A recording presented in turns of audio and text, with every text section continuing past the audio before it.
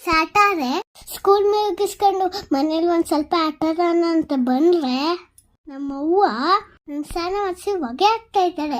ಅಯ್ಯೋ ನಿಮ್ಮ ಲಜ್ಗೆಟ್ಟವ್ರು ಕಣ್ರಿ ನೀವೆಲ್ಲ ನಿಜವಾಗ್. I tell you. ಮೊದಲು ಸರಿಯಾಗಿ ಮಾತಾಡೋದು ಕಲಿ. ಸರಿ ಸರಿ ಸರಿ ಸರಿ ಧೂಪ ಕಷ್ಟ ಇರ್ತದೆ, ಶೀತ ಏನಾದ್ರು ಇದ್ರೆ ಹೋಗ್ಲಿ ಅಂತ. ಅವನು ಎಲ್ಲರಿಗೂ ಹಿಂಗೆ ಮಾಡ್ತಾರ.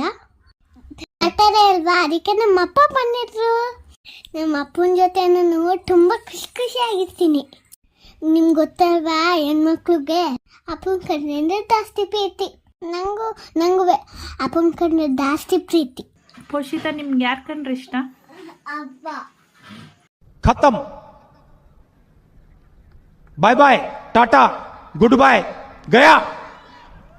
ಯಾರ್ ಕಂಡ್ರೆ? ಅಪ್ಪ. ಅಮ್ಮ ಅಷ್ಟು ನನ್ನ ಆಟಾಡ್ಸೋದು ಅಪ್ಪ, ಆಮೇಲೆ ಪಾಪನ ಆಟಾಡ್ಸೋದು. ಪಾಪನೆಲ್ಲ ಆಟಾಡ್ಸಾದ್ಮೇಲೆ ಊಟ ಮಾಡಿ ಚಾಚಿ ಮಾಡಿದ್ವಿ. ನೆಕ್ಸ್ಟ್ ಡೇ ಸಂಡೇ ಅಲ್ವಾ, ಅದಕ್ಕೆ ಲೇಟಾಗಿ ಎದ್ವಿ. 9 ಎದ್ದಿದ್ದ 9 ಎಲ್ಲ ಫ್ರೆಶ್ ಅಪ್ ಆಗಿ ಇವತ್ತು ಒಂದು ಸ್ಪೆಷಲ್ ಡೇ. ಏನ ಗಿಫ್ಟ್ ಮಾಡಿ ಅಮ್ಮನ್ ಬರ್ತದೆ. ಹ್ಯಾಪಿ ಬರ್ಡೇ ಅಮ್ಮ. ಆಮೇಲೆ ಬರ್ತಡೇ ಸೆಲೆಬ್ರೇಷನ್ ಮಾಡಿದ್ವಿ, ಕೇಕ್ ಎಲ್ಲ ಕಟ್ ಮಾಡಿದ್ವಿ, ತುಂಬಾ ಖುಷಿ ಆಗಿದ್ವಿ. ಒಂದ್ಸಲ ಸಾಂಗ್ ಹೇಳ್ತೀನಿ ನಾನು.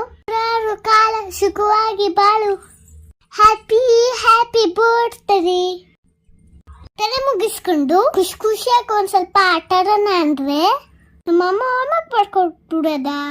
ಯಾವ ಇವೆಲ್ಲ ನನ್ನ ಮ್ಯಾಮ್ ಕೈಲಿ ಹೋಮ್ವರ್ಕ್ ಬರ್ಸ್ಕೊಂಡ್ ಬಂದಿಲ್ಲ, ಹಂಗೆ ಬಂದ್ಬಿಟ್ಟಿದ್ದೀನಿ. ಹಂಗಪ್ಪ ಹೋಮ್ವರ್ಕ್ ಬಿಟ್ಟು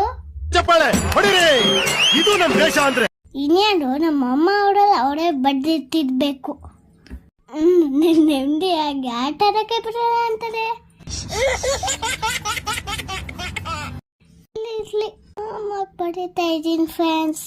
ನಮ್ಮಂಗೆಲ್ಲಾರು ವಿಶ್ ಮಾಡಿ ಆಯ್ತಾ? ಅಕೌಂಟ್ ಫಾಲೋ ಮಾಡಿ, ಲೈಕ್ ಮಾಡಿ, ಶೇರ್ ಮಾಡಿ.